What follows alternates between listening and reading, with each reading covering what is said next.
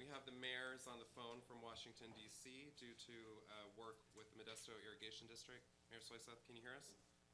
I can hear you guys. Fantastic. Okay. If Tony Cordell would like to join me at the podium.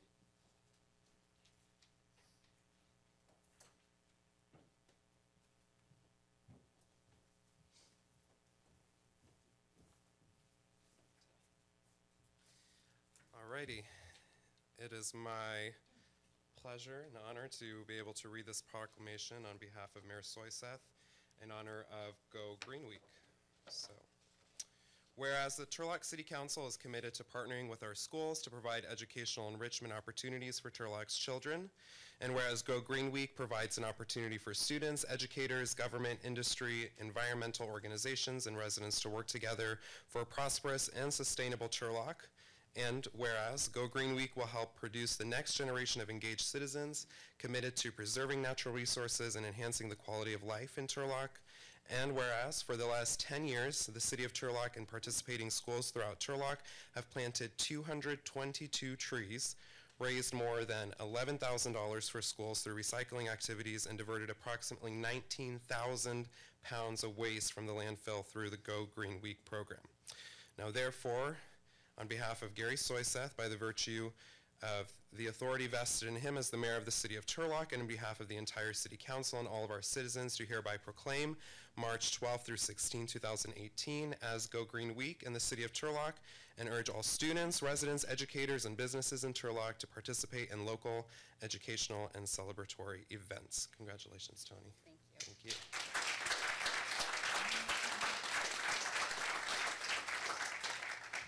Thank you, Vice Mayor Jacob and Council and Mayor Soyseth on the phone.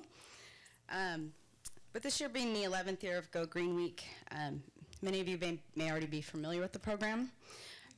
Go Green Week is the city's primary environmental education program that is held annually in partnership with the schools within Turlock. Through a partnership involving city staff, teachers, administrators, volunteers, city employees, students learn about conservation and pollution prevention activities, such as recycling, composting, water conservation, etc. So, and this year, we've actually added 2 new schools, making 2018 our largest program to date, with Sacred Heart and E-Academy, bringing the total of participating schools to 12, and with a student outreach of about 11,700 students.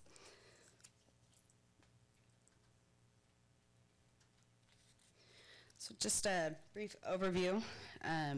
This is actually, I just talked about this. So the program consists of a number of different scheduled activities at each of the campuses throughout the week. You can see here a number of them. Some of them include tree plantings, tours of the wastewater treatment facility, and Turlock recycling facility, excuse me, excuse me.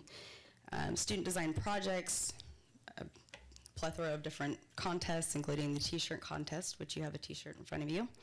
And each participant, including all of the students and administrators and volunteers, each get a green wristband, promotional wristband as well. So, as the proclamation stated, some of the program accomplishments include, it's about approximately 19,000 pounds of waste that has been diverted from the landfill throughout the 10 years of the program. There's been 222 trees planted, and this year will bring the total to 249 trees planted, and that is all on the campuses of the schools. School fundraisers have generated, which is typically done through our recycling contest, over $11,000, which all goes directly back into the schools. And again, we have the 2 new schools. So this year's our largest program. The program involves the collaboration of many people and organizations, but there's one agency in particular that is really an integral part of this program, and their partnership has truly been more, the partnership has truly helped make this program what it is. We couldn't be without Turlock Scavenger, we couldn't provide for the students the program that we are right now. So if I could have Alan Marchant come up.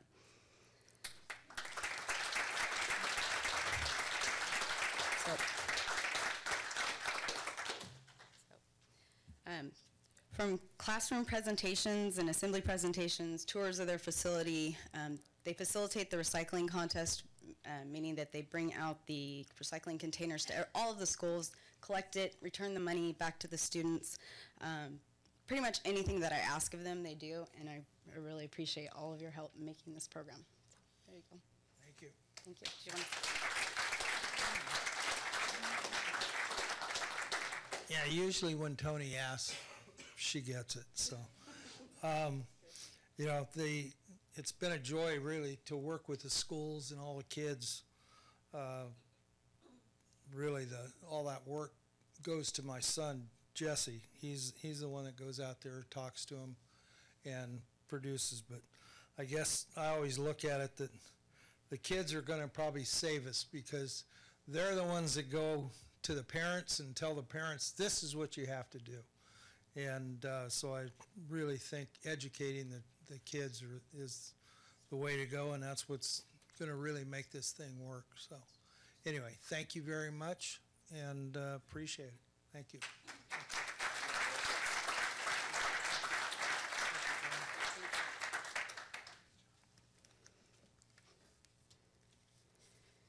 So, as I've said, this program relies on many different organizations and individuals, and there's groups of City of Turlock employees that are just as important, and they go above and beyond what the regular positions are to make this program stand out. The operations staff at the Water Quality Control facility will provide tours to nearly 500 students throughout the week. Every day of the week, they do classroom presentations, and again, pretty much anything that I've asked of them. And that's on top of maintaining the treatment facility, which is a 24-hour operation. So if I could have each of these individuals from our treatment plant, starting with David Huff, the plant operator, come up. Excuse me, division manager. And Kevin Van Patten.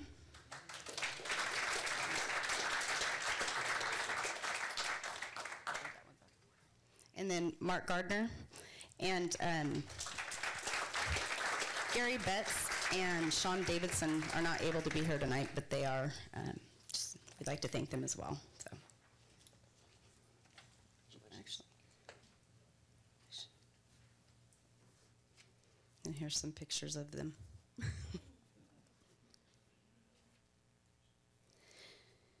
So, one of the highlights of the week with the students and the teachers alike is a tree planting activity that's done on Tuesday and Wednesday. It's over a 2-day period. These gentlemen will go out to nearly all of the schools and plant trees and do a wonderful program.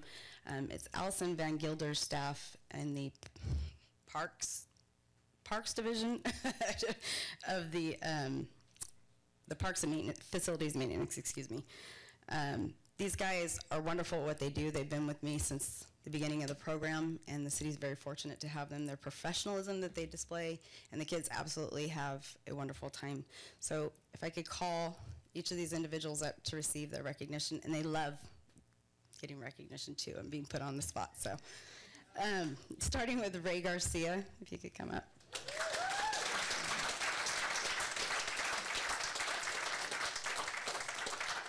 And Mike Murphy.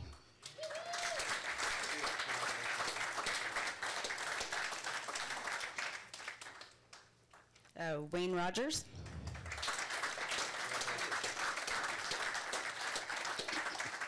Art Padilla.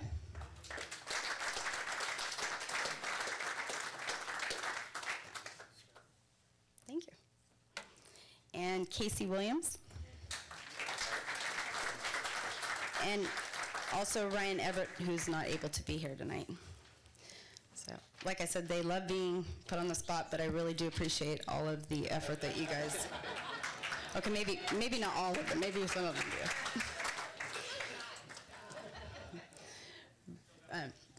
But this, like I said, this is one of the favorite activities that happens during Go Green Week, and I really appreciate all of you guys.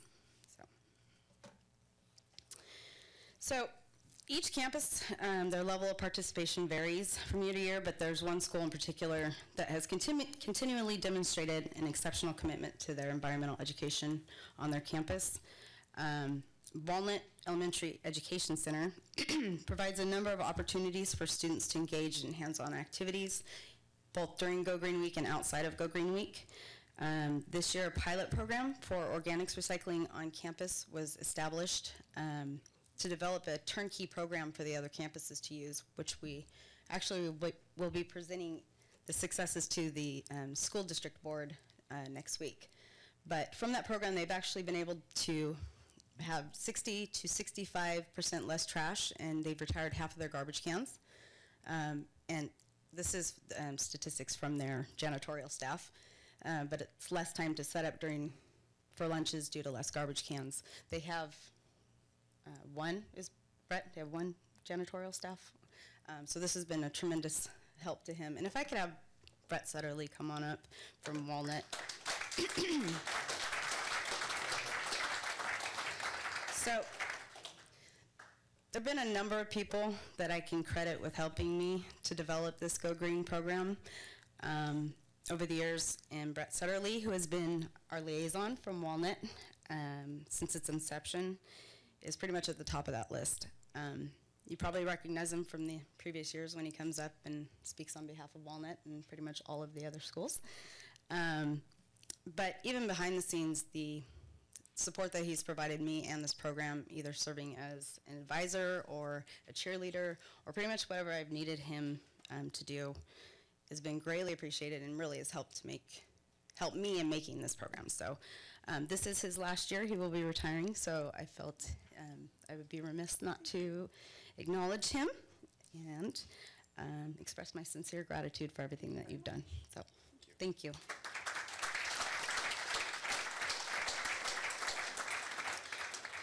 One of the things that Walnut and really Brett has championed on Walnut's campuses for Go Green is their PSA program, their public service announcements. Almost all of the students in the classes get together and develop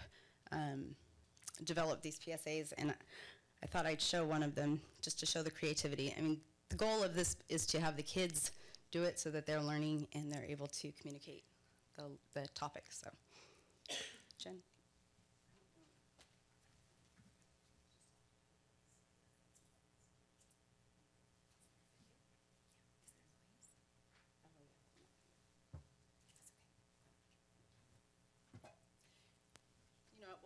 We'll just skip that, but if you'd like to see any of them, you can actually go onto our website, and there are links from the City of Turlock website, and they are fantastic. These kids are really creative. Oh, looks like we might get to see one.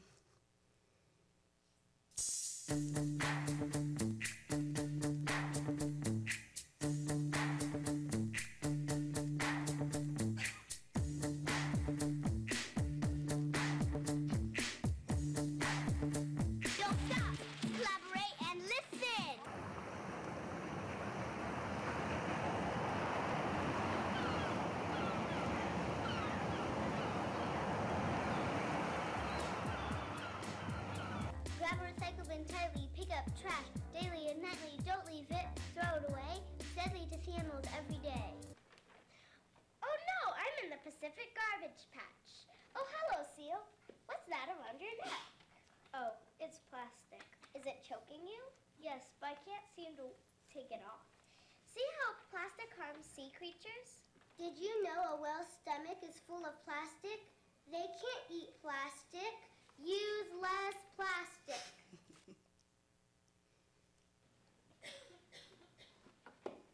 Are you a human? Yes.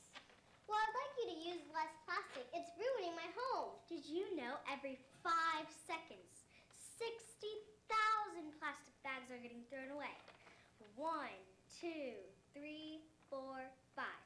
60,000 plastic bags were just thrown away. 46,000 plastic bags in 1 square mile. So use less plastic. Would you like to eat this? It's plastic. When a sea animal eats plastic, it gets sick and dies. Use less plastic. Oh no, I'm still in the Pacific garbage patch. And it says big as Texas. Oh, don't eat that. Oh no. This plastic that holds soda can gets stuck around sea life's necks and chokes them. Use less plastic. Our oceans are turning into plastic. Be part of the solution, not the pollution. Yo, Raisin Dynamos, let's kick it. Recycle, recycle, baby. Use less plastic. Use less plastic. Use less plastic. Use less plastic. Use less plastic. Use less plastic.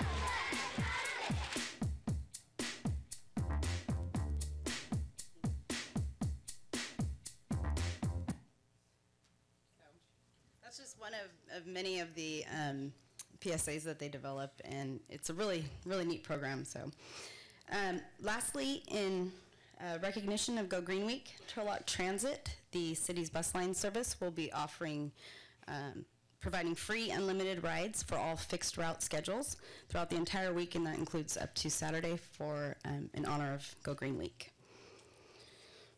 So we invite you to come out to any of the tree plantings or any of the activities. And again, thank you so much for your support of the program over the years. And that's it. Thank you.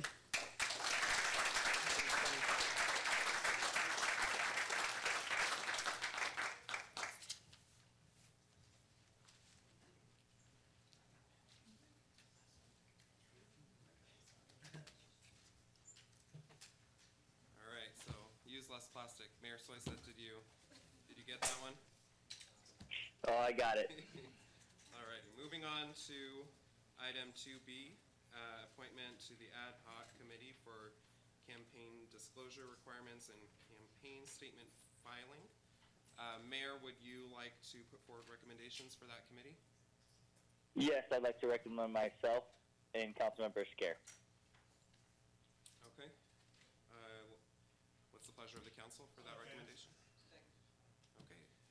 Motion by Councilmember DeHart, second by Councilmember Bublak. Clerk, please call roll. Appointing Mayor Gary Soyset and Councilmember Gil Esquer to serve on the ad hoc committee for campaign disclosure requirements and campaign statement filing. Councilmember Esquer? Yes. Councilmember DeHart? Yes. Councilmember Bublak? Yes. Vice Mayor Jacob? Yes. Mayor Soyset? Yes. Okay, motion carries 5-0. Moving on to 3A, there are no special briefings. Moving on to 3B, public participation. I'd like to open public participation. If there is any member of the public that would like to address the council on any item not on the agenda, we have some blue cards if you haven't filled one out, if you'd like to get one from the back. And we'd be happy to invite you up. So we'll start with Jocelyn Morrow.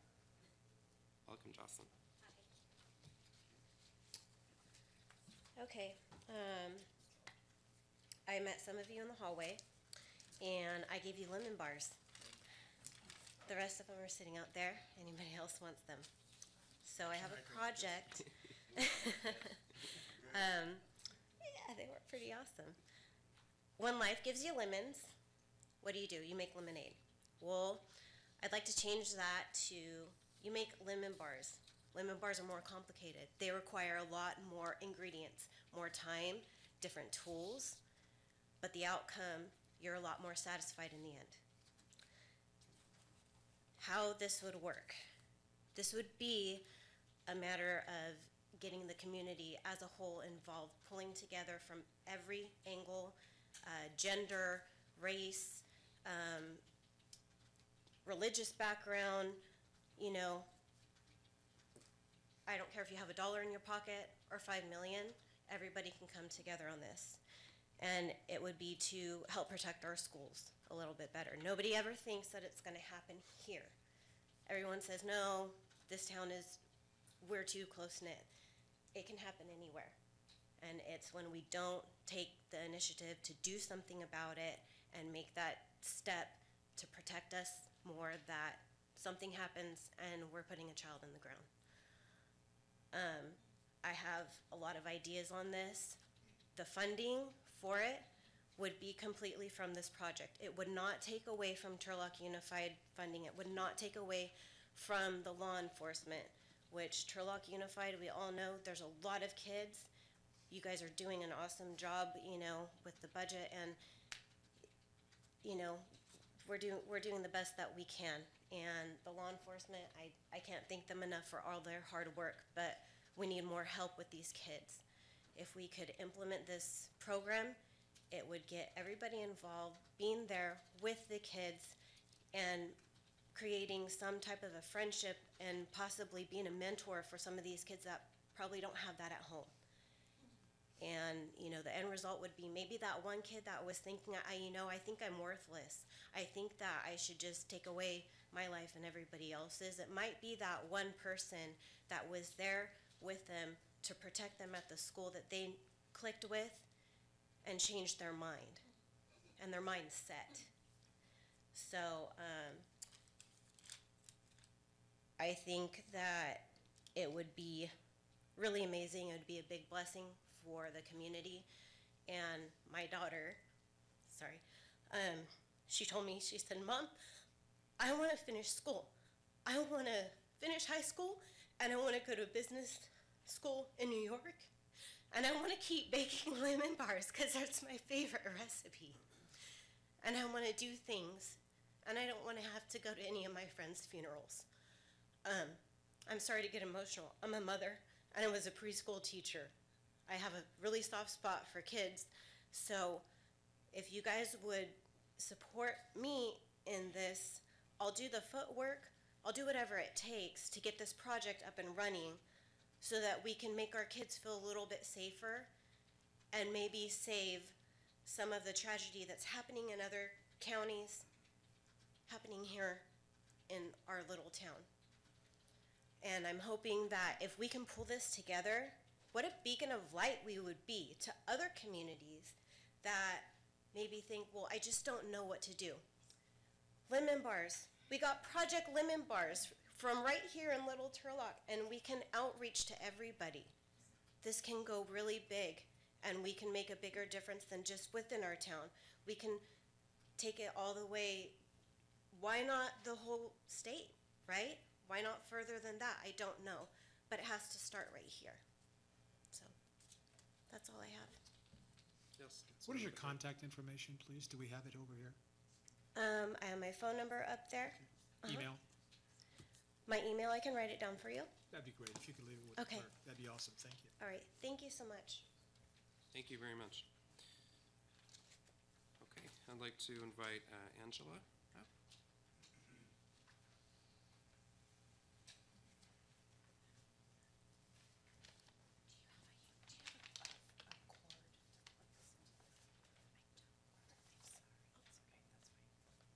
Hi, my name is Angela, and I'm here to speak tonight about some of the marches that have been going on in town, and they've actually been on the front page of the Modesto Bee.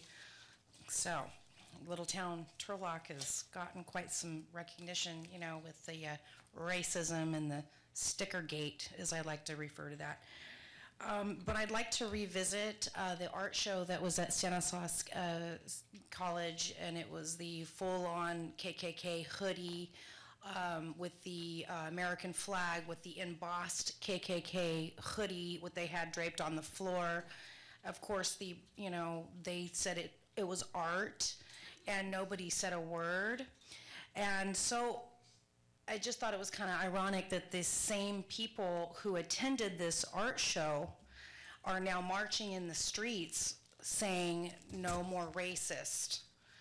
Okay, they don't want racism, but they chose to go to an art show and publicly, shake this guy's hand, what a great artist he is, because he's a resistor, he's social justice, and I just think it's kind of ironic and hypocritical. Anyway, I just wanted to address, the issues with Turlock. I love Turlock. I come here. The art scene is amazing. I was really kind of blown away that it was kind of allowed And I wasn't sure if it was just kind of me. It turned out to be just, it wasn't just me. It was a lot of people that were offended. And anyway, so I'm not sure what happened, what's the latest.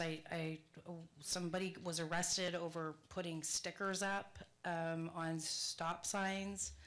And so, and of course, I challenged that, and I was called a white supremacist here, which I was, okay, I've been called worse, but okay. But anyway, I just would like to address her lemon bar. Your idea is amazing, and I would love to see that. It's too bad that we couldn't apply that to abortion clinics, where all the other murders happen on a daily basis. But nice try. Anyway, thank you very much. Have a great evening. Thanks. Okay, Mr. Bates, if you'd like to come up. Is Brad Bates here? There you are.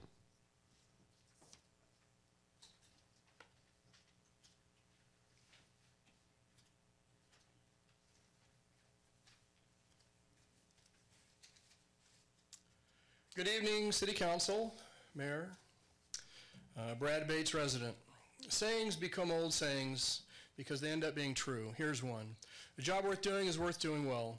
Writing laws for the governance of the city of 72,000 people is a job worth doing well. Resolution 2016-148, authored by Mayor Soyseth, is an example of an important job, local campaign finance transparency, that was done quickly and extremely poorly. It is confusing, poorly worded, it's meaningless, unenforceable, and politically motivated. But hey, the good news is, it's voluntary. Nor is it. I'm now hearing from some of the other potential candidates that there may be provisions in this resolution that are not voluntary. The mayor is a self-professed leader of virtually everything in Turlock these days, including campaign finance reform. The council, you have become his enablers and residents. With this ad hoc committee that you just appointed, you're now going to attempt to put a copious amount of interpretive lipstick on this proverbial pig. Now, why wasn't this publicized, okay? I spoke to Dr. Gerard Wellman out at CSUS. He's a professor of either government or poli-sci, I always forget.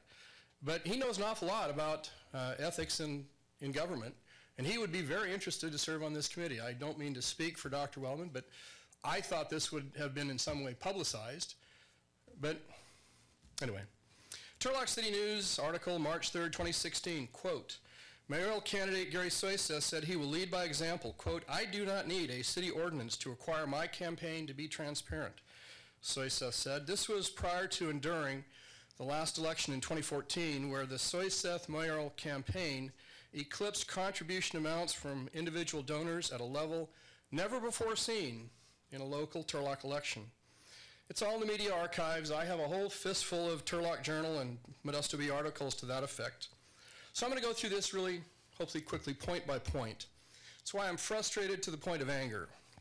Number one, the resolution is a piece of pure political posturing. Remember all the meetings, remember all the headlines, remember all the time, remember the 4 special meetings, each one in a quadrant of the city, so that we could discuss this topic and this topic alone. Let the community see their elected officials at work making good law. Spare me. It was a session of 4 mind-numbing high school civics lessons tagged on to midterm campaign speechifying. This resolution, which is really in reality voluntary, it's an amendment to existing FPPC campaign finance laws that have been in place and vetted for many years. I'm now told that there are provisions that are not voluntary. How does that work? It's always been represented as being a voluntary resolution. I personally have not signed anything nor agreed to anything as a prospective candidate for the position of mayor. But somehow these new voluntary requirements are going to be made mandatory. This one's going to have to be explained to me. Okay, the terms in that resolution, shall, may, must, they're used interchangeably. They are not interchangeable. Shall can be interpreted as passive discretionary. May is totally discretionary, and must is mandatory. There are no exceptions. Now, I'm no attorney, but I use several legal sources to come to this observation. I used the Black's Law Dictionary, the Federal Register document of drafting handbook, the Federal Plain Language Handbook, and even interpretations and rulings from the United States Supreme Court. They absolutely do not recommend the use of the word shall because the word is, quote, among the most heavily litigated words in the English language. Now that statement is from Dr. Bruce Corsino. He is a plain language program manager for a division of the federal government. And isn't that what the city of Turlock needs right now? More litigation, okay, on a word? Well, it's a good thing we have Myers Nave on speed dial. The $1 reporting trigger is totally ridiculous. I've pointed this out repeatedly. If someone buys you a cup of coffee at McDonald's, including the senior discount, it's reportable under this absurd standard. In an article in the Turlock City News, October 3rd, 2016, Mayor Soyseth provided this explanation, and I quote, "It is a stringent, simple, and straightforward resolution. Any and all contributions of $1 or more by a donor will be reported on the 460 form." That's the legal form that we have to file with the state of California. That was the clarification from the mayor back in 2016. Now, I have a copy of the mayor's most recent California Form 460. I can show it to you. It's right here. Well, would you like me to continue, or? If you can, promptly continue and wrap up your comments. I'm going to say it's about 2 minutes. Okay, you can have 2 minutes. Okay, thank you. So I have the Form 460 right here. The unitemized monetary contributions of less than $100 on this form total $2,850. So clearly, over 28 times, the mayor has simply ignored his own stringent, simple, and straightforward resolution. But who cares? The resolution is ambiguous, unenforceable, has no penalties for noncompliance. It's like a speed limit, okay? There's no penalty if you break the law. Why would you even pretend to care about it except for the political posturing that's involved? Oh, and by the way, it can be revoked at any time. Now, to be convenient, the revocation clause is on the same page as the pledge itself, not once, but twice. So here, sir, here's your ticket for speeding. No problem, officer. I'll just sign this statement on the ticket that says we're going to revoke the speed limit, and we're all done. That's fine. The time period covered goes from the last election, November 14, to the current election, November 18, 2018. Well, all the money that the mayor collected in December 2014 and in January, in which he used to pay campaign debt and pay back his personal campaign loan of $5,000 from 2014, they're now being included in the current report because it's part of the part of the new election cycle when it was really used to pay off 2014 debt. Are you confused? Well, you should be. It's confusing. I'm not sure that's an accident. This resolution passed on a 3-2 vote. Now, that is not a resounding vote of confidence for a set of regulations that were intended to be clear, voluntary standards for local campaign contributions. The mayor is not the champion of finance reform, as he says. He is singularly the source, the cause, and the reason that the need for this type of regulation came about in the first place. In 2016, former Councilman Stephen Nascimento said the following: "I would like to see the council take action in the right direction, but this is worse than doing nothing. It gives a false impression that we're doing something." That couldn't be more true. Now that I understand how this mayor and this council operate, I'm sorry I brought this up in the first place. The State Fair Political Practices has a whole set of fully vetted standards. Drop the whole thing. Okay, rescind the resolution. If you have a problem, take it up with the FPPC. This city has much bigger issues facing it right now as our top management continues to implode to waste any more time on this nonsense. Thank you. Okay, I'd like to invite Chris DeMott up, please.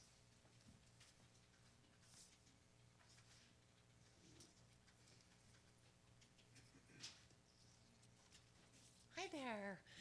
First of all, I want to thank you for inviting us as residents on Johnson Street and Charles Place to address the road closure on Johnson coming up at the start of the baseball season.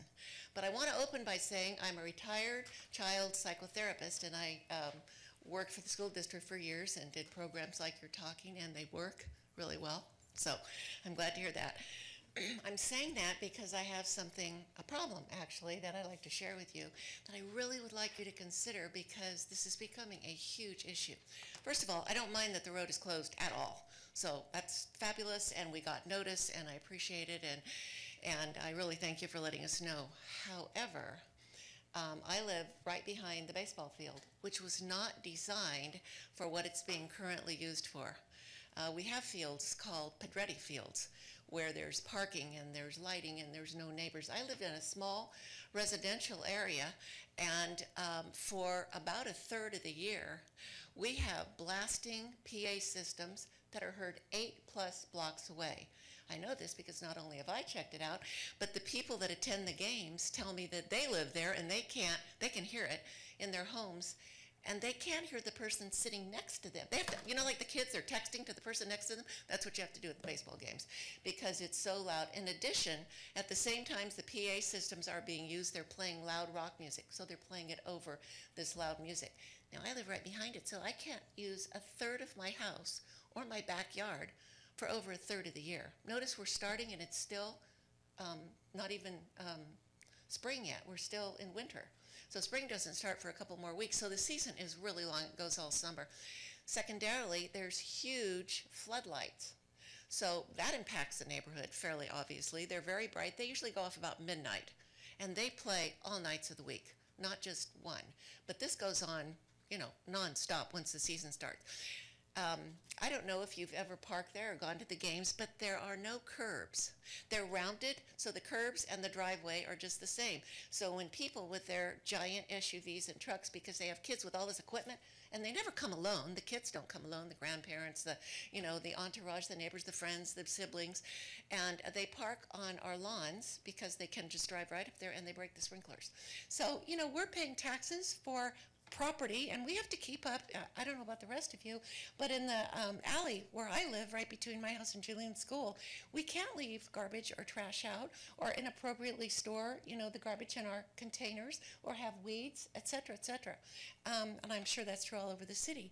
But, you know, we are paying taxes, like I said, and when we can't even use our property, it's really a concern. So I don't have solutions. I've actually talked to the city any number of times.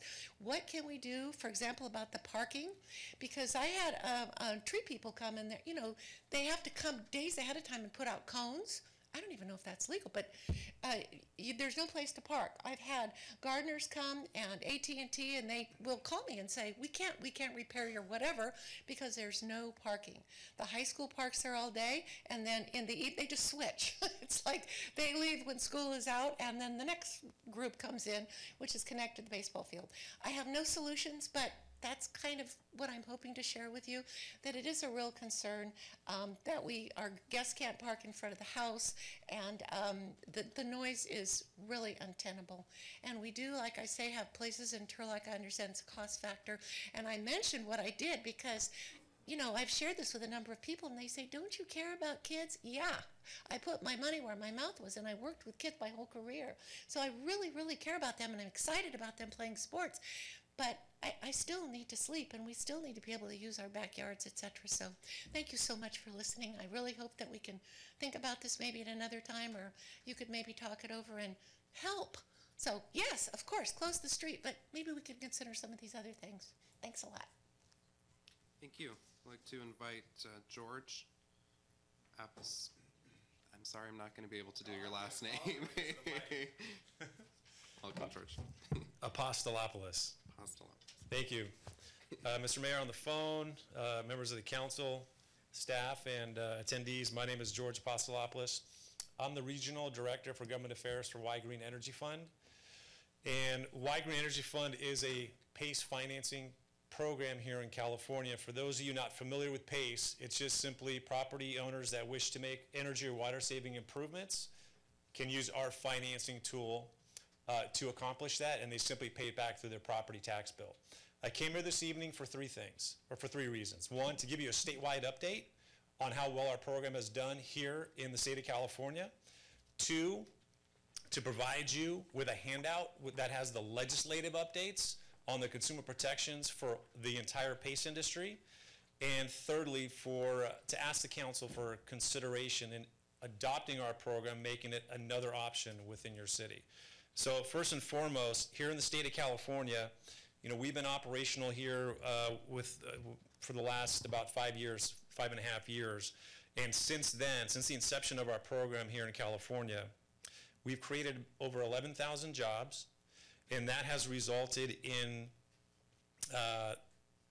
$1.9 billion in economic stimulus. And this is all derived from over 30,000 property owners taking advantage of our program. We're approved in over 280 jurisdictions here in California.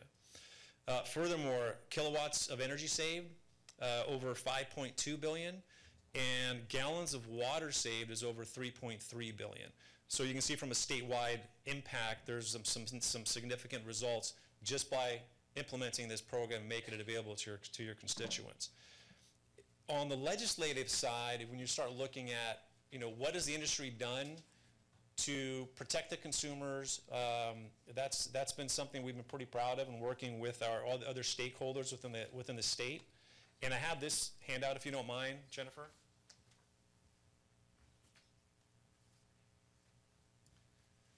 Over the last couple of years, there have been three significant pieces of legislation that have passed. First being January 1st of 2017 was Assembly Bill 2693, which provided further enhancements to the consumer protections such as truth in lending disclosures to the program.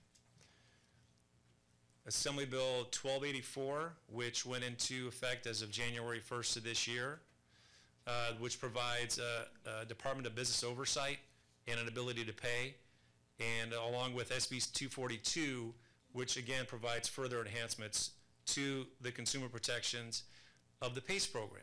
And in short, really what the PACE program has done for the home improvement industry, it's actually provided the most comprehensive consumer protections in the country when it comes to home improvement financing. And having said that, we've seen an also dramatic improvement to the quality of the interactions between the consumers and the contractors. So what I'd like to ask the council is to seriously consider adding this program as another option. You already have a few providers currently in your city, and we would be delighted to be a third or fourth option here in the city of Turlock. And I'd definitely like to follow up with each and every one of you. I will leave my information with Jennifer as well. And I thank you for your time this evening. If there are any questions, I'd be more than happy to answer them. Okay, thanks, George. Appreciate your time. And I apologize, I should have called him up first, but we have Supervisor Chiesa up, our honored guest tonight, if you'd like to say a few words. Good morning, good evening. I've butchered George's name so many times, so please don't feel bad. This morning to me. Mr. Vice Mayor, fellow council members, great to be here. Vito Chiesa, your supervisor of Turlock. I figured I wanted to come give you a quick update and talk about one of your staff members. Just yesterday, I toured our new facility. So we have the community service agency was located at the corner of Main Street and Lander. We had to vacate that. So we moved it to 1310 West Main Street, which is just south of the Golden Valley Health Center and just to the east of Planet Fitness. Great location. Probably better access when you look at ingress and egress, but what we were looking for is a one-stop shop where we could put multiple agencies. So we have the community service agency, we have behavioral health and recovery, as well as workforce development inside that building, as well as nonprofits, the Haven Women's Center, Learning Center, Aspiranet, and healthcare options. So it's a fantastic opportunity to bring all these folks together. The reason I want to talk about that is because it probably wouldn't have been possible without one of your staff members. So when we were asked to vacate the property that we had on Lander, It was a fairly short time frame. We ran into a little bit of panic because obviously you can't be without a community service agency. You don't want people driving to Ceres or Modesto to receive CalFresh or some of the other benefits that they're entitled to. So we got a hold of Marin Pitt, Patty Hill Thomas did, and we were talking about some space. She identified some different properties we looked at, and this was one that she was really trying to get us into. The problem was it was too small. We needed about more than 30,000 square feet, and I think originally the floor plan was about half of that, a little less than half of that. So with some creative financing, Marin and Steve, I can't remember Steve's last name, Steve Thomas, came up, they ended up putting a second floor in, refabbing the building on the inside to make it fit our needs. So I just wanted to shout out to Marin, thank you so much. I know Patricia L. Thomas, as well as all the folks in Turlock that received those important services, are very excited about that. I also wanted to tell you a couple other items really quick. Turlock Library, next meeting, we're choosing an architect for the upgrade.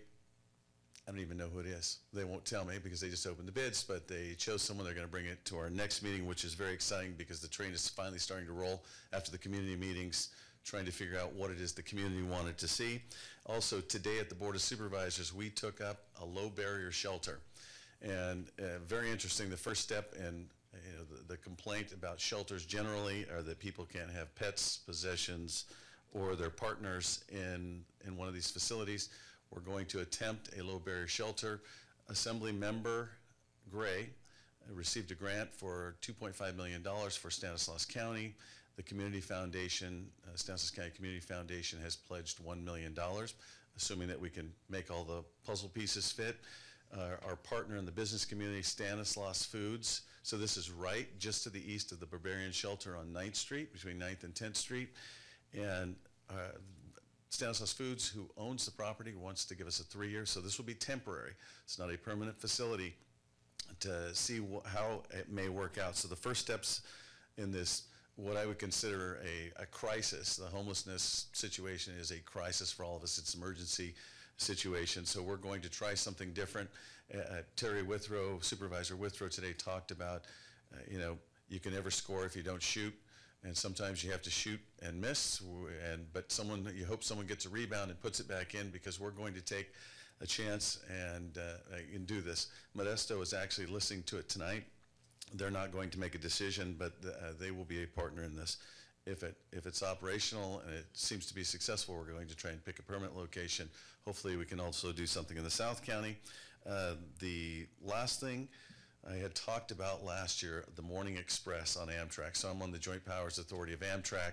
We were supposed to have a Morning Express to Sacramento directly. It comes through about 5:50 into Denair Turlock Station.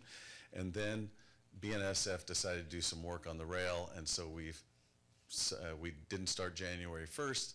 And now the new start is going to be on May 7th.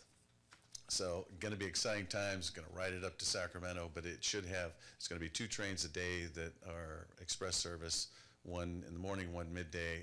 The first train will come back midday, and the second will come back in the afternoon, 5 o'clock-ish. We're still trying to get the final details. So this train will start in Fresno. It's overnight in Fresno rather than Bakersfield, heading directly to Sacramento. So pretty exciting news. And I'm trying to think if that's probably about it. Any questions? And I'm sorry I didn't fill out that paperwork. I always forget to do that. Yeah, great stuff. All right, thank you very much. And my son, I brought my son because this is the way I get him. I tell him I'm going to take him out to dinner. He's a student at CSU. Take him out to dinner. But you have to come to the meeting first, so appreciate everything. Thank you very much, Supervisor. Vice Mayor, Yes, please. you allowed someone to talk without filling out the blue card? I did, I'm sorry. I'll let it slide. We have his address, though. We know where he lives. Thank you very much, Supervisor. Alrighty, moving on to item 4A. Are there any declarations of conflicts of interest or disqualifications? Okay, no conflicts have been declared. Moving on to 4B, the information for the top 10 maximum contributors is included in your agenda packets. 5, the consent calendar. There is a request by Councilmember DeHart to remove consent calendar item 5J for separate consideration. Are there any other items to be removed? Yes, Councilmember Blunt. Item M as in Mary, please. Okay. Any others? Okay, what's the pleasure for adopting the amended consent calendar, less 5J and 5M? Advance consent minus those two. Second. Okay, I have a motion by Councilmember DeHart, second by Councilmember Esquer. Clerk, please call the roll. Adopting the amended consent calendar, Councilmember Esquer, Yes. Councilmember DeHart, Yes. Councilmember Bublak, Yes. Vice Mayor Jacob, Yes. Mayor Soiseth. Yes. Okay, so for item 5J, I believe Chief Amir Farr, if you'd like to present on the item. Mayor, council members, vice mayor, thank you. The item before you is a request to approve the purchase of replacement vehicles for the police department, approximately 14 of them. These vehicles are budgeted annually in our vehicle replacement fund, and the funds are allocated for this expenditures. These vehicles are not simply replaced because it's 5 years. It's amount of time along with mileage, and it's dependent on whether the vehicle is a police vehicle and the type of use that it goes through. So you'll see some of the vehicles in here have been here for 11 years. But on the average, we try to replace the vehicles on a 5 to 6 year replacement, and those are all budgeted in your small equipment fund that the police department handles on a regular basis. So these funds, while they are budgeted for, they were paid for and allocated every year for the last 5 years to make this amount available right now. So I'm available for any questions if you need Councilmember any. DeHart, if you have any questions. Thanks, Vice Mayor. Thanks so much, Chief. I just want to make a very clear point here that when we have major expenditures like this, my preference personally would be to ensure that we do not have them in a consent calendar arrangement. You're talking about $500,000. That's a lot of money. But furthermore, and probably most importantly, is that these vehicles are used more than just on a daily basis. They're used in the evening and they're used in the early morning hours. They're 24/7 vehicles. They're not something that just gets occasionally driven to the drugstore or wherever else. So they're hard miles, most of them. In addition, you didn't mention it, but I'll offer it up. We do have, from time to time, individuals that attempt to get away from us by driving through us, and so the replacement for accidents and so forth. So rather than just make light, I don't mean to, of the obvious. I want to make sure that we're addressing a hard concern. These are hard dollars. They are programmed. They're necessary. And I just want to dignify them by having us talk about it. And if there's any questions when we open up public discussion, perhaps you'd be so kind to bring them up. But thank you, Chief, for the explanation. And thank you, council member. To go back even further, this began in about 2006 with Chief Hampton when he came on board. There was no planning for the replacement of our vehicles. As a matter of fact, I recall one night driving a car that had over 125,000 miles on it, and the front end collapsed on me, and I skidded 20 yards before it came to a stop. So these were all put into effect, as you state. Most of the police vehicles run a straight 22 hours. They're shared between a day shift and a graveyard shift, while the swing shift is left alone. So we swap the cars on a regular basis so the mileage doesn't go through the roof on just one single car. So we try to manage those accordingly and replace the cars in order to ensure the safety of the public and our officers. So I appreciate you bringing that forth, and I do recall you mentioning anything $500,000 or more should be not on consent. So I'll make sure that any more of our stuff will not be on consent for that dollar amount. Thanks, Chief. Okay, open public participation. Is there any member of the public that has any questions or comments on this item? Okay, seeing none, close public participation. What is the pleasure of the council for this item? I'll advance, Jay. Okay, I have a motion by Councilmember DeHart, second by Councilmember Esquer. Clerk, please restate the motion, restate the item and call roll. Approving the purchase and delivery of 6 replacement marked police vehicles, 1 replacement CSO vehicle, 1 replacement VIPS vehicle, 1 replacement cadet vehicle, 1 replacement animal control vehicle caged, 2 replacement admin vehicles, and 1 replacement detective vehicle from downtown Ford Sales, Sacramento, California, through the State of California contract number 1-16-23-10A, 1-16-23-20A, and 1-16-23-23A in a total amount not to exceed $564,280, and approving the purchase and delivery of one replacement detective vehicle from Elk Grove Auto Group in Elk Grove, California, through the State of California contract number 1-16-23-10B in a total amount not to exceed $38,760 from account number 506-00000213-51020, police equipment replacement, without compliance to the formal bid process in accordance with Turlock Municipal Code Section 2-7-08B6, and declaring replaced vehicles surplus once replaced. Councilmember Esquer? Yes. Councilmember Dehart? Prior to my casting a vote, I'd just like to add one additional comment, and that is that we have taken maximum advantage of a contract already in place to drive down the price of these vehicles as well. And with that comment, I'll say yes. Thank you. Councilmember Bublak? Yes. Vice Mayor Jacob? Yes. Mayor Soisek? Yes.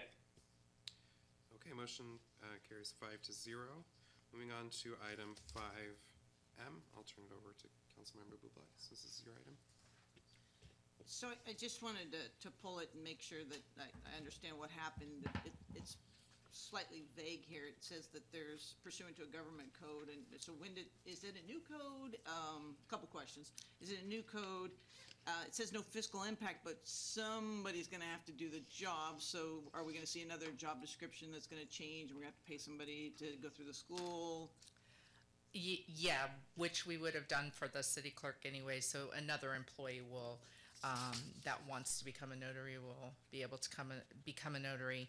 I'm not sure if it's a new code section, but the city clerk is able to attest to instruments and documents in the city, so it's kind of weird then she could actually notarize her own signature. So it makes more sense to have an employee that there isn't that sort of conflict. Not that we don't trust Jennifer, but. Okay, I appreciate that. I love checks and balances. Yeah. I love that, but it wasn't really clear here, and I just wanted to make sure if I didn't get it, that somebody else out there was looking at it going. No, yeah. And so really what we did is in the job description where it had said that a notary is required, I think within 12 months, we've just struck that, and that way we'll have that duty go to somebody that there wouldn't be somebody that's not going to sign documents, so it makes more sense. Right. Think of all the extra time you'll have. Yeah, Jen. Okay, any other questions? Yeah, Councilmember Esquer. I'd just like to add that, yeah, that's Secretary of State notary, that's automatic. That's not new, it's been there for a long time, so you cannot notarize your own signature. Okay, any other comments, questions from the council? I'll open up public participation. Is there any member of the public that wishes to address this item? Seeing none, I'll close public participation. What is the pleasure of the council on this item? Introduce the resolution. Second. Okay, I have a motion by Councilmember Bublak, second by Councilmember DeHart. Clerk, please read back and call roll. Approving modifications to the job description for the position of city clerk effective February 27th, 2018. Councilmember Esquer? Yes. Councilmember DeHart? Yes. Councilmember Bublak? Yes. Vice Mayor Jacob? Yes. Mayor Soisek? Yes. Motion carries 5-0. Thank you. Thank you. We have no final readings. Public hearing item 7A has been continued from the February 13, 2018 City Council meeting. And invite Eric up for his presentation on this item. Okay. I just what I'm here to do is open up the hearing. This hearing is related to the request to order the improvements for the formation of the parcel map 1604 Chevron Mirage Landscaping and Lighting Benefit Assessment District and the Street Maintenance Benefit Assessment Area, and confirming the diagram and benefit assessments as set forth in the annual report of the engineer work and the levying and collection of assessments set forth therein for fiscal year 2017-18 for the parcel map 1604 Chevron Mirage Landscaping and Lighting Benefit Assessment District and the Street Maintenance Benefit Assessment Area. Okay. Are there any questions or comments from the council on this item? No. I'll open up public participation. Any member of the public would like to address this item? Seeing none, I'll close close the public hearing. I'm sorry. Clerk, can you please provide the number of ballots received? Thank you, Vice Mayor. The only ballot received for this item is in favor of the district. No ballots were received in opposition of. Therefore, no majority protest exists, and the council may form the district. Great. What is the pleasure of the council for this item? Introduce the resolution. Second. Second.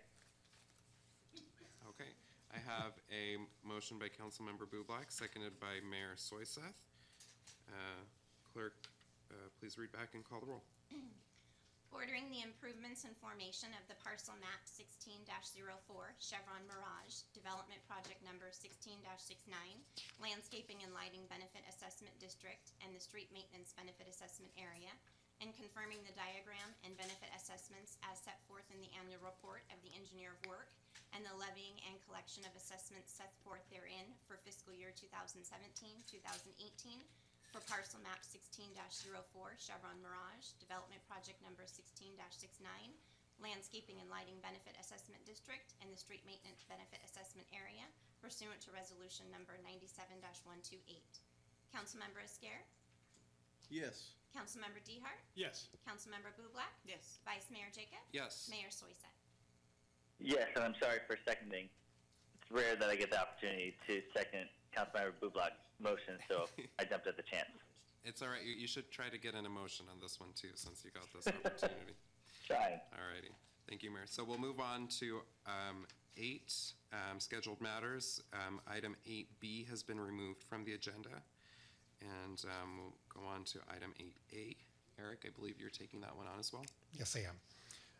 Back in December 12th, 2017, the City Council awarded a contract in the amount of $97,800 to Cal Excavation. The project was the building demolition at 323 Columbia Street. Essentially, it involved the removal of a hazard of the demolition. The building had already been destroyed. One of the items included in it was the removal of a certain amount of hazardous waste. And what we have in front of us here is the change order for additional work that occurred due to unforeseen items. The original scope included the removal of loose debris and material that contained some hazardous waste, such as lead and asbestos. However, during I want to call it the construction, but actually the rest of the demolition of this particular building, we discovered the basement floor tile actually had asbestos in that. And due to the condition of the building when we first arrived there, you had no way of actually determining that there was floor tile that had asbestos in it. So that really wasn't discovered until during the process. So with the asbestos tile, it needs a certain amount of cleaning and different scrubbing and different handling altogether than the basic material that was within the building. So due to that removal of that additional asbestos, that's what this change order is all about. So that's what the change order in the amount of $9,775 is for, dealing with the additional asbestos tile. Okay. Does any member of the council have any questions? Councilmember Esquer? Yeah, I had a quick question. Does anything ever developed on the ownership? Do still having problems with trying to figure out who is the actual owner? I don't have the information on the ownership. I do know that there's still a certain amount of confusion that it has to do with the documentation, but I do not have any information directly on that. Councilmember DeHart? Yes, thank Mr. Picciano, I just had a real quick question about by the way, great job. Pass on to the contractors. I think it looks really sharp, but I do have a quick question about the sidewalks. Because the sidewalks themselves, if I understand our own ordinance properly, it's the landowner that's responsible for the sidewalks due to tree damage. And it appears as though we've got a little round robin going here, because if we're willing to assume liability through a lien on the property, it seems to me that we are now de facto the responsible party for correcting that deficiency. Do you have any thoughts or opinions? I don't know if Allison I actually have been informed of that same situation. You've been informed of that? Yes, that we are essentially required to take care of the remaining portions of the sidewalk. So this is kind of like a double hit, is that what you're saying? Well, it's coming back at us again, yes. Initially, we were hoping that the public facilities maintenance crews were going to be able to take care of the sidewalk, which would have been a lot easier to deal with throughout the processes that they have versus the processes that the engineering department must go through. So the absolute answer is yes, we will be seeing this project again in a different forum through the engineering department, where we're going to have to actually replace the sidewalk. And once the engineering department gets involved in it as a public works, we must take care of the accessibility issues that are associated with this particular property. This particular property, for those unfamiliar, is on a corner. And since it's on a corner, you have to deal with the access onto the street and heading towards the other way. So there's going to be some significant concerns with this. Does that mean we have to treat all four corners? No, we would only be working on the corner that we have. Okay. No. And that's essentially the standard practice within the engineering department. Wherever we work, we try to take care of all accessibility requirements where it is. If we were working on the whole street, we would be dealing with the four corners, but we're actually only working on one particular corner. Thank you. Councilmember Bublak? This might be more for Ms. Norton than you, I'm not sure, but, so at this moment, if tomorrow morning at 8 a.m. somebody goes to the court house and says, I'm gonna buy that property, this lien right here will be on it, that we're agreeing to? Well, what's on the agenda is approving a contract change order. It's not the actual placement of the lien. That will be coming back at a later date, both for the demolition and for the sidewalk repairs. Okay, so right now, we don't have a lien on the property that we just expended all this taxpayers' money on? The project actually is not truly complete at this point in time, so all the information has not been able to be transmitted. The project actually does not receive its notice of completion. That'll be coming at a future council date. At that point in time, we'll have all costs. Okay. I'd like to open up public participation. Is there any member of the public that has any questions or comments? Yes, please. Okay, specifically on this item, 8A.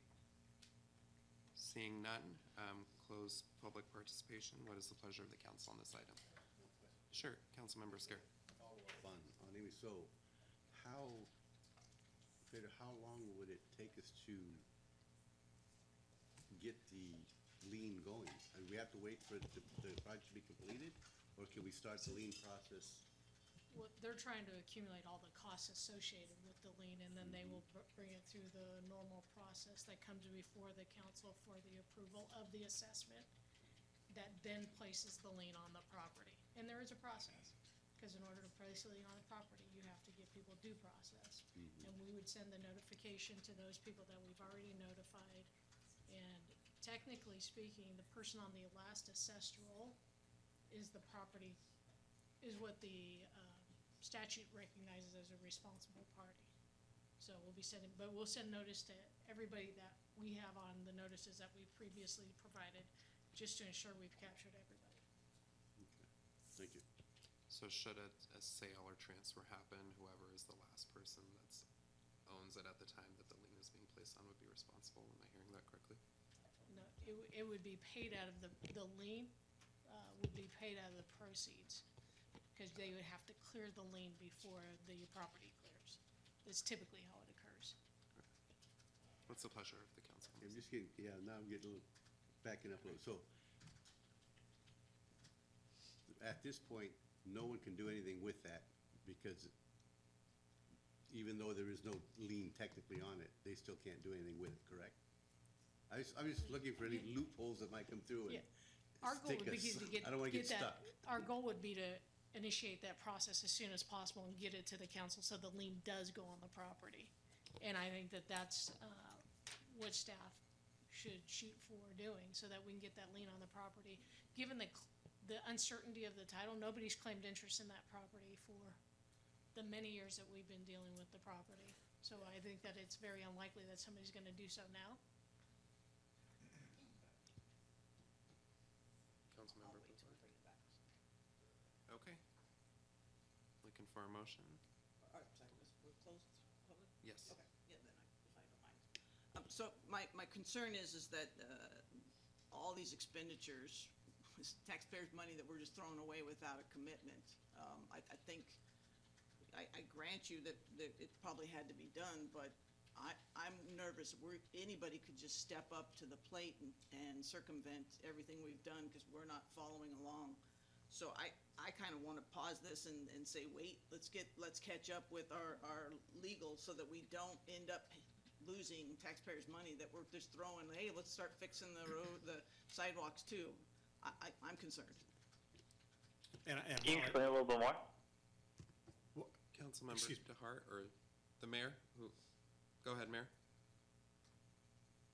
I just want Councilmember Bublak to explain a little bit more. Okay. Certainly. So at this point, my thought was that when we passed the demolition, that immediately there would be some sort of a lien on the property, so that even though there's a clouded title, somebody couldn't come in, circumvent the system, buy the property, and not have to pay for what the taxpayers just paid for. So now we have another one here tonight, and sounds like we've got some more coming with some other issues.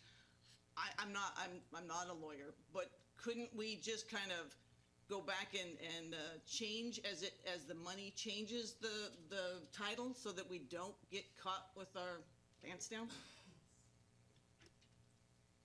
Well, let's remember. I'm not trying to be complicated, but can you? I don't follow.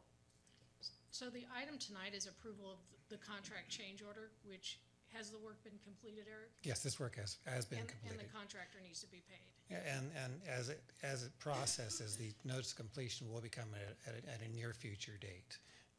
Okay. So that process is moving forward too. So these costs are known, so let's move forward with the lien procedures, getting those started for the costs that are incurred today. And then any additional costs, don't wait for the sidewalk repairs, those would be handled independently once we go through that abatement process. But remember, the item on the agenda is the contract change order. The discussion of a lien at this point, it's not on the agenda. But we hear the direction from the council loud and clear. Councilmember Bublak? So clearly you hear my concern, and I appreciate that you did. I don't like being forced to make a vote because somebody committed the money already. It makes me nervous because that's not how it should be done. It should be, hey, this is coming across, we're probably gonna have to allocate this much money, it looks like this is gonna happen. And especially on something so uncertain as this, that's where my opposition comes. I'm just worried about the taxpayers' money. Okay, Councilmember DeHart? I guess, and while I certainly understand and agree to a point, Councilmember Bublak, I think that we're kind of playing, we're kind of between the rock and the hard spot on this particular issue. We have a fairly serious legal liability and exposure for the damaged property on the corner, which subjects us potentially, it's not going to happen, I don't think, it won't now because it's been cleaned up, to somebody getting in there and getting messed up, and the city all of a sudden is sued. And I think that whatever the cost is in this particular case is a relatively inexpensive insurance policy to ensure that as we progress, we're basically demonstrating good faith to get it cleaned up, to eliminate any potential exposure to injury or damage or loss of life. And I think that's an infinitely greater risk to take than whether or not we lose property in a lien or not yet filed lien. So at this particular point in time, I don't see as we really we're not even going there yet. I think that the case is we're talking about the additional find of asbestos. This is and I don't particularly like contract increases. However, we didn't have sight to the basement at the time we were there on the corner. So it was impossible to find out what was in the There's no way bottom we of could this. have known that. In this particular case, it makes perfectly good sense. Let's get this done. Let's get progressive lien or whatever we need to do to get that process moving. Don't wait for the sidewalks. We don't need to wait. I mean, that's another whole issue that, oh, by the way, I thought it'd be cute to bring up. But in reality, I think we do need to take care of what's on the agenda. I echo the sentiments of the Councilmember DeHart. Okay, so comments from the council? I guess I'll reopen public participation. Is there any questions or comments? Sure.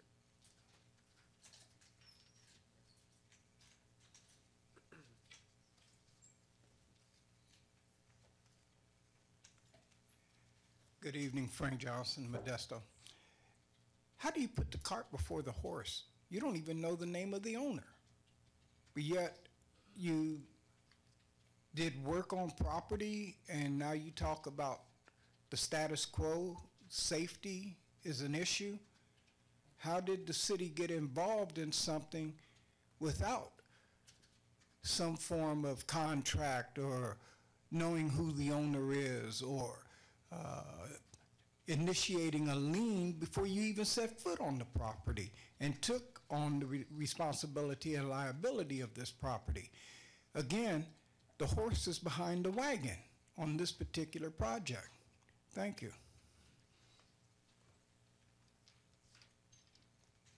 Okay, is there any, sure, Mr. Franson?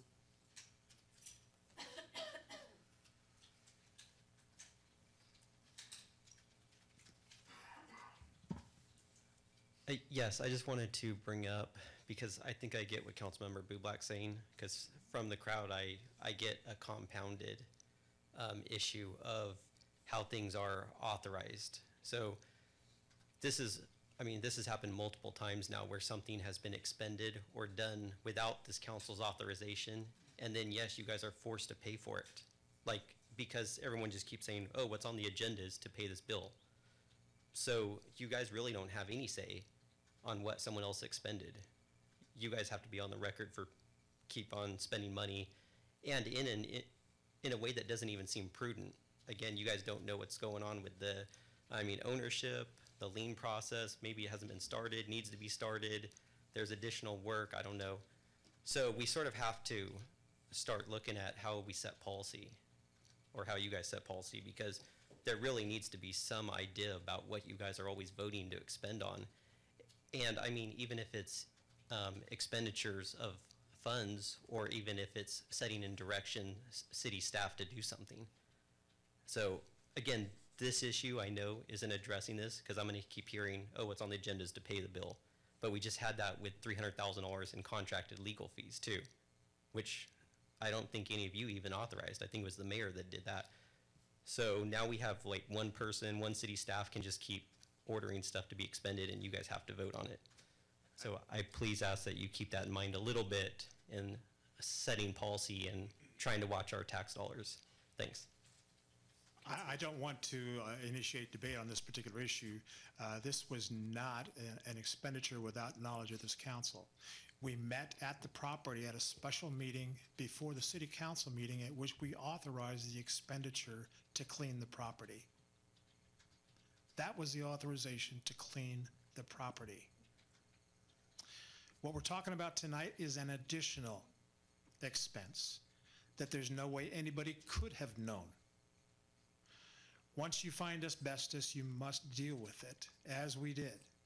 So in this particular case, the horse was behind the cart, but we were going uphill and it was pushing it. As a point of clarification, I don't know if this helps.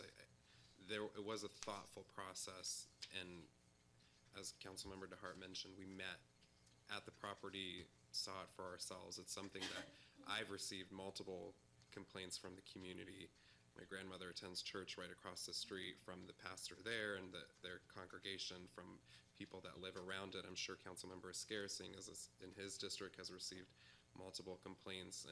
I think that we all have, and it was something that we approved in advance before a dime was spent. And it's not an ideal situation, obviously, that we don't know who the owner is and we're not able to get them to cover the whole cause for it is not ideal, the fire that took place. So we're in this situation where there's activity taking place there that was not favorable, if you will. There was homeless activity and different things that were going on that at the end of the day the city might have been liable for. And so it was a investment that I guess we had to make to clean that property up. I think it was a sound policy, if I remember correctly. It was agreed upon by all of us, and I understand the Councilmember Bublak, your concern about, well, what if somebody is to purchase it, and I probably share that same concern. We need to make sure that at the very least the lien gets put on there so that if at some point somebody does purchase it or there is an owner found, that they're going to be responsible to pay back that cost.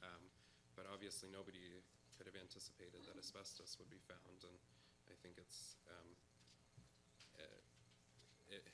I don't know how else we could have done it differently, stop the project in its tracks, come back, wait for it to be put on an agenda, and then have us vote for it, and then have them continue working on it. Doesn't really sound very reasonable. So those are my thoughts on the issue. But if there's any other council members or member of the, we haven't actually closed public participation. Is there any other member of the public that would like to address this issue?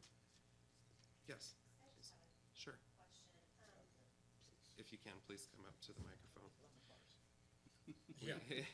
Where's the plate of lemon bars? Sorry, guys. No, it's all right. I'm from Hillmar. We do things a little different. We're pretty simple. And I do love Hillmar, if anybody is from there.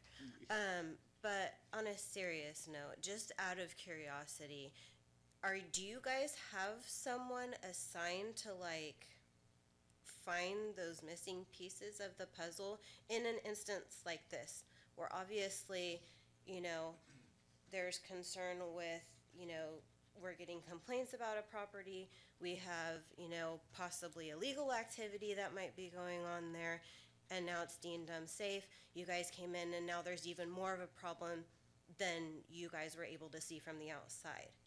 And then on top of all of that, you don't know who the property belongs to. Is there someone that works on finding those little pieces of the puzzle? I believe, to answer your question, and maybe staff can chime in, but I believe the fire marshal was leading some of the effort to find the property owner in collaboration with our engineering team. Yeah, basically, yes, his neighborhood services is the one that actually has initiated this entire project. And it's come through the process of with the fire marshal, you know, making every attempt to find out who the property owner is and have them abate the property. So this has been a long process getting to this point. And so there's been a lot of research on who the property owner is, and the various confusions that are related to this particular deed is really what is unique about this. This is not a simple, you know, one person owned this piece of property. There's a lot of confusion that happened with the particular process of the recording of the documents as it went through purchasing. Any other member of the public? Okay, I'll close public participation, bring it back for council comments. Councilmember Scare? Yes, I just want to say, the issue is not with paying the bill. That's not the problem. We understand that. And I think the process getting here was well thought out, so that wasn't an issue with me either. But I was concerned with the ownership problem, because I actually thought that the lien would be part of the process to get here. So I was confused there. So that's why I spoke about it. And so I understand that issue. So, but as far as I understand the property, the condition, I know that there's no way we could have known about the asbestos, so I have no problem with actually paying the $9,000. We were just concerned about the process. I thought it was already ongoing. I didn't know we hadn't started the lien yet. So that was my concern. Councilmember Bublak?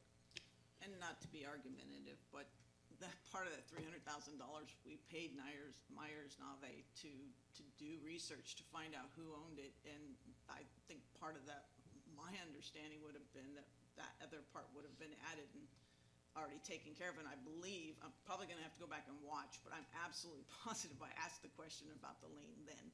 So I don't know where $300,000 got spent and we didn't do our job. So I'm just concerned that one more dollar gets spent when it could obviously be spent well on something else. I mean, we took care of the health and safety issue. I'm happy for that, but that's my concern. What was the $300,000 I've lost? Myers-Nave, we paid part of that, the legal fees, and they did a research on I'm sorry, we're still talking about yeah, demolition. we're still here. We haven't voted yet. Still talking about demolition. Yeah. Maybe I can just add a point of clarification. Listen, there was a title report done.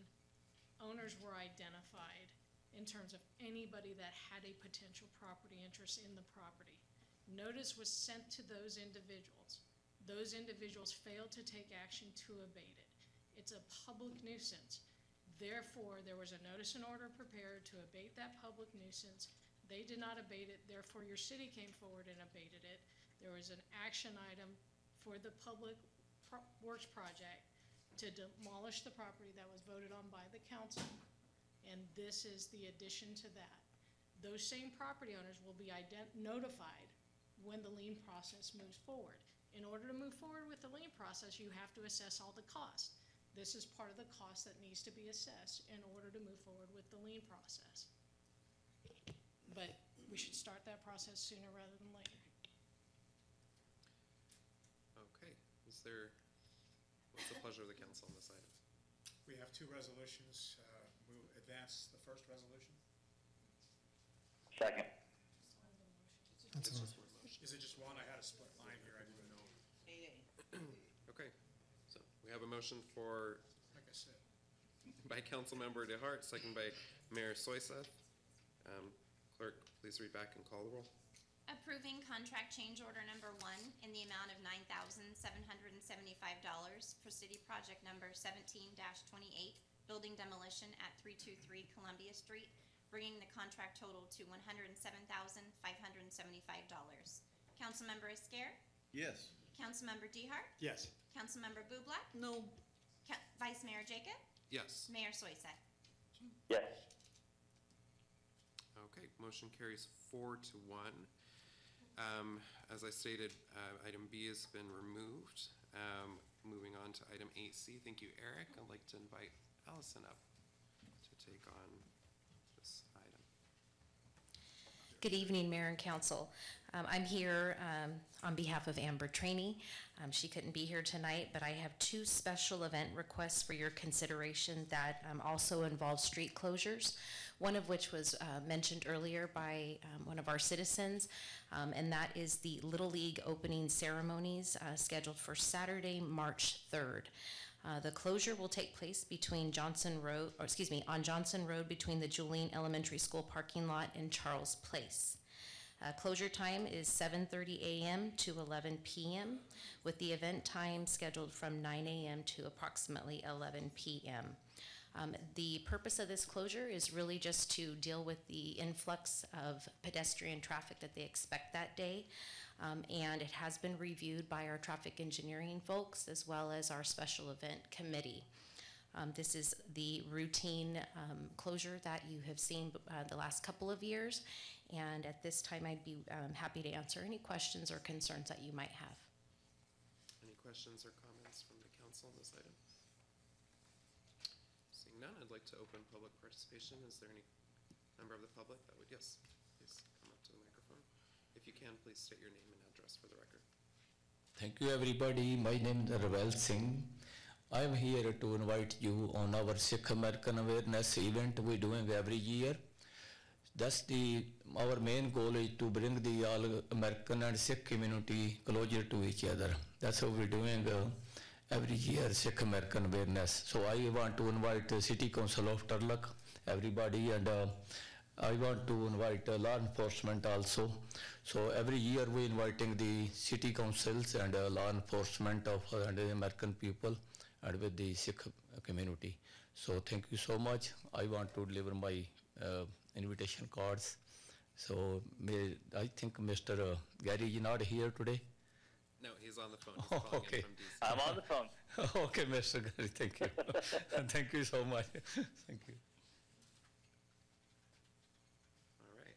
Is there anybody that would like to comment from the public on item 8C? Seeing none, close public participation. What is the pleasure of the council on the first resolution? Help me out, someone. Introduce the first resolution. Thank you. I will second.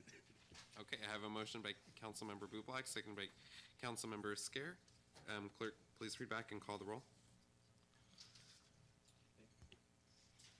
Determining the closure of Johnson Road between the Julian Elementary School parking lot and Charles Place, for the Turlock American Little League to host the 2018 Little League opening ceremonies is exempt from the provisions of the California Environmental Quality Act, CEQA, in accordance with Section 15304, minor alterations to land of the CEQA guidelines. Councilmember Esquer, Yes. Councilmember Dehart, Yes. Councilmember Bublak, Yes. Vice Mayor Jacob, Yes. Mayor Soiseth. Yes. Introduce the second resolution. Second. Okay. I have a motion by Councilmember Bublak, second by Councilmember Dehart. Clerk, please read back the second resolution. Call roll. Approving a special event permit application for the 2018 Little League opening ceremonies hosted by the Turlock American Little League, authorizing the associated closure of Johnson Road between the Julian Elementary School parking lot and Charles Place for pedestrian safety on Saturday, March 3rd, 2018, from 7:30 a.m. to 11 a.m., and authorizing the city manager to apply appropriate conditions and restrictions on the street closure. Councilmember Esquer, Yes. Councilmember Dehart, Yes. Councilmember Bublak, Yes. Vice Mayor Jacob, Yes. Mayor Soiseth. Yes. Motion carries 5-0. Thank you, Allison. Item 8D is also yours, if you'd like It to is. take that on. Thank you, Vice Mayor. At this time, I'd also like to ask council to consider approving the special event and street closure for the Assyrian New Year Parade. It is scheduled for Saturday, March 24th. As you may recall, last year there was some concern and discussion about the event's impact on Main Street. So there were changes made to the route last year.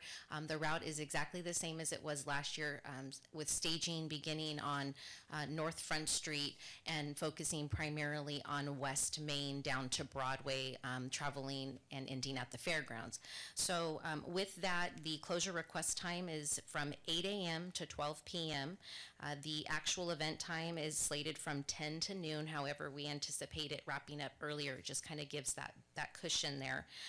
We did have some feedback last year on some of the impacts, and so we have worked with the applicant to address those issues. Primarily, they were just encouraging participants to park in the closure area along Front Street, taking them out of some of the neighboring business parking lots, things like that. So every year we try to take that feedback that we get from businesses and property owners and try to make the event more successful the following year. So those items have been forwarded to the applicant.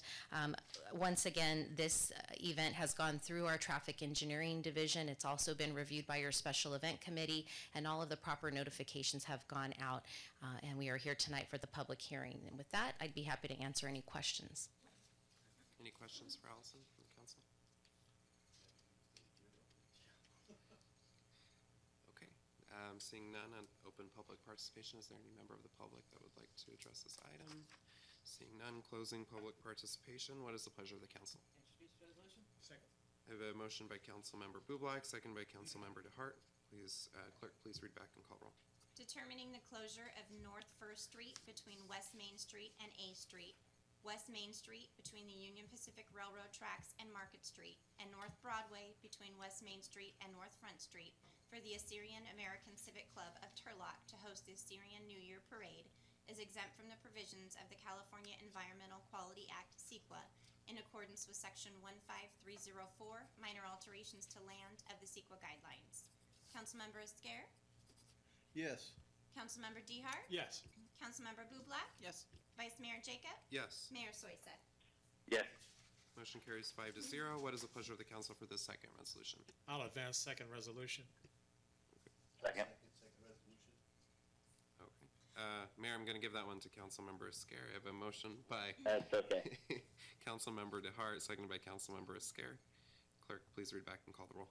Approving a special event permit application for the Assyrian New Year Parade hosted by the Assyrian American Civic Club of Turlock, authorizing the associated closure of North First Street between West Main Street and A Street, West Main Street between the Union Pacific Railroad tracks and Market Street, and North Broadway between West Main Street and North Front Street for pedestrian safety on Saturday, March 24th, 2018, from 8 a.m. to 12 p.m., and authorizing the city manager to apply appropriate conditions and restrictions on the street closure. Councilmember Esquer, Yes. Councilmember Dehart, Yes. Councilmember Bublak, Yes. Vice Mayor Jacob, Yes. Mayor Soiseth. Yes. Motion carries 5-0. Moving on to staff updates, items 1, 2, 3, 5, and 6, there are no updates provided. Items 4 and 7 from fire and police have staff updates included in our agenda packets. I've been made aware that we have a member of the public that would like to speak to item A for the public's staffing and compensation. Terry, if you'd like, I'm opening public participation. Terry, if you'd like to come up and speak on that item. Yes, yeah.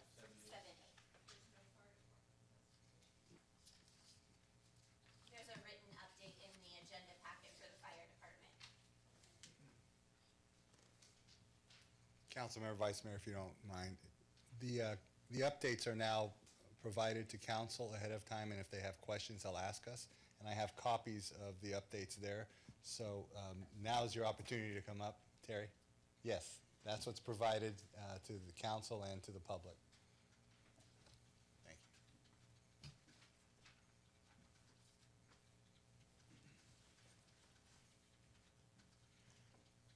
Okay, my name is Terry Shaver, and I live in Turlock. I guess that's good. Okay. And I don't normally do public speaking, but I kind of got talked into it this time again because someone else who's going to make this presentation had to be working night shift tonight, and he couldn't come. So we kind of put our heads together and asked me to present what we come up with together. So I kind of have to read it. In the fall of 2016, well, a little background. Since the last meeting when there was a lot of talk about the salaries for the policemen, I've kind of just wanted to know more. So we just kind of dug in and learned as much as we could. And so this is it. In the fall of 2016, City of Turlock commissioned CPSHR Consulting to conduct a total compensation report, an official study of the City of Turlock wages compared with 10 similar cities.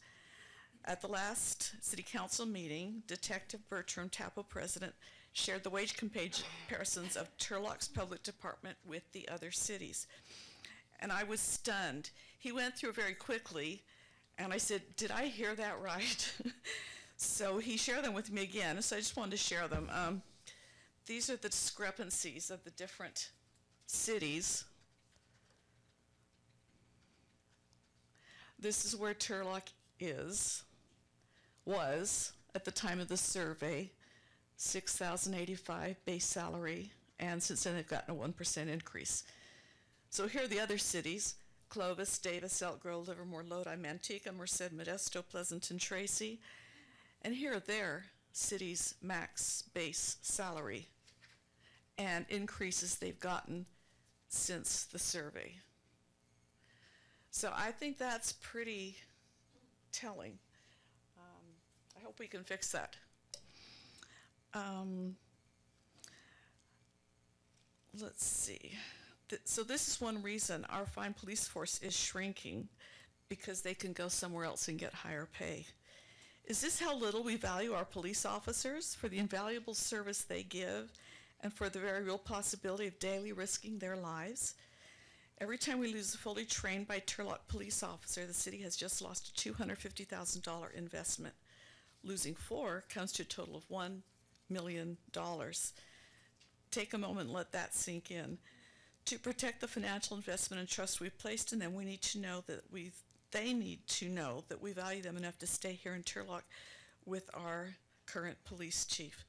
A 5% raise for the police department employees would cost the city approximately $500,000, money which remains invested here with a motivated police department and fewer employees leaving due to stress, overtime, and low pay. Did you know that police officers have one of the highest rates of injuries and illnesses of all occupations, and that working around the clock in shifts is common? There are unmeasured costs of not having qualified officers, and there are staggering costs of rehiring and retraining every so many years. But we must have a combination of newer as well as seasoned officers on our force. We're just recovering from the last exodus. How many times do we have to do this? The attitude of let them go, we will hire more, does not apply here. It simply does not work. and the fact that we're here again proves it. This current course of cycles is not sustainable. It seems the can has been kicked down the road for far too long, creating cycles of short staffing. What is needed is a long-term, multi-year contract to return stability and sustainability. It's also important to note that our dispatchers are equally as far undercompensated. Many of you may have called for help and had to wait a long time. A lot of that's because we don't have enough dispatchers. At this moment, that is the most critical work group in need of help. We should have 14 dispatchers, and we only have 8 trained dispatchers. That's approximately half of what we should have. They are well over 25% behind in salary, the same as officers. We can't continue down this path of losing employees. If we can't recruit and retain officers and dispatchers purely due to being undercompensated, the drain will continue. So I have a couple of questions. We have, okay. I'm going to ask some questions. I'd like to see anybody raise their hands if it applies to them. Police officers included. Have you ever had someone prowling your yard while you're there? Anybody? 3 hands, okay. Have you ever had to answer or deal with a domestic dispute, meaning show up or get into the middle of one? 3, okay. Have you ever felt threatened personally by a mentally ill person approaching you or your family? Ooh, more hands on that one, okay. Have you ever had to deal with crowd control or a potential gang problem and keep it from spilling over? Okay. How many have had a problem on their own street and been told by dispatch, we are very busy, we will do what we can? Okay. Have you ever found yourself in a situation where you feared for your life? Okay, that's the scariest, I think. On the other hand, have you ever watched a well-trained police officer skillfully and professionally defuse a situation that could blow up at any moment? It's a beautiful thing to watch it being diffused. Where would we be if police officers didn't handle these situations for us? I, for one, do not wish to see even one more officer or dispatcher leave for better compensation because they are indispensable to us and to our city. I hope that the city of Turlock will make this issue of supporting public safety as a financial priority, a top financial priority. It's in our best financial and safety interests to appreciate and reward those who would prefer to stay.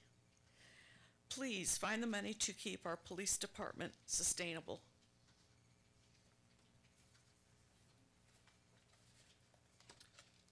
Okay, thank you, Terry. Is there any other member of the public that would like to address this item? Okay, seeing none, and close public participation.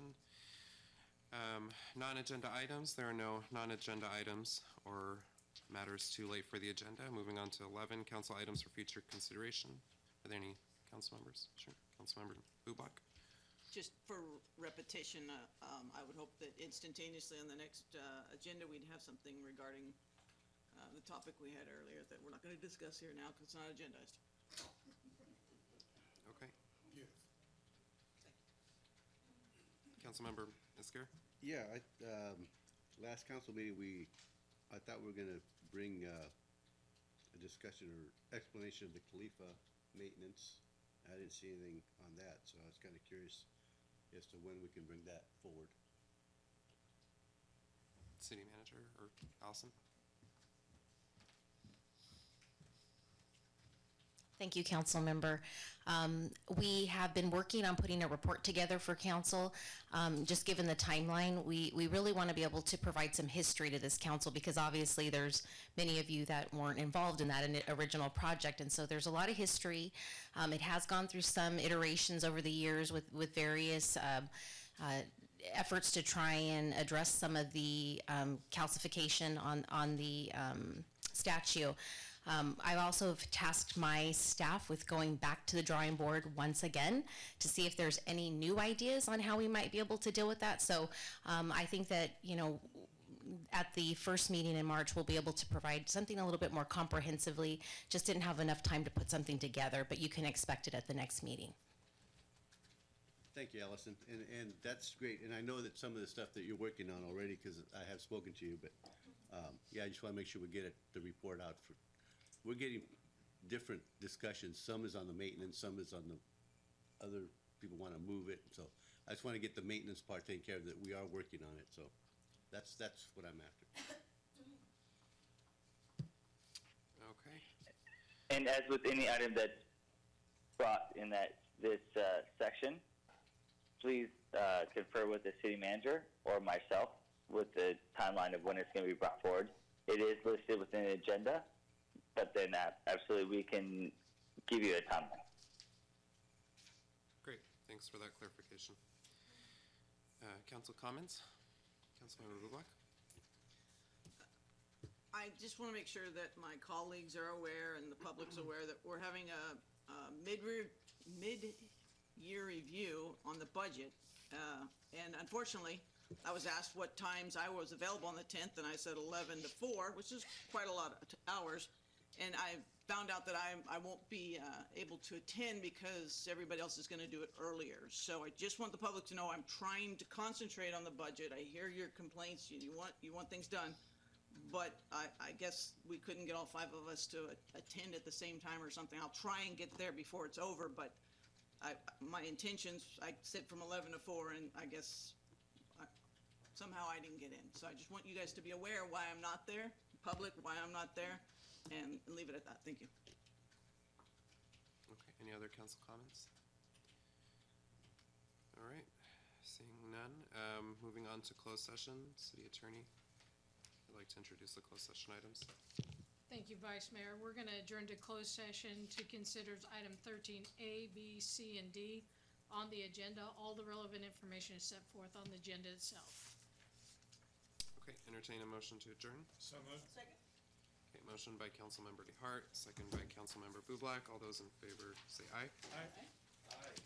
We are adjourned.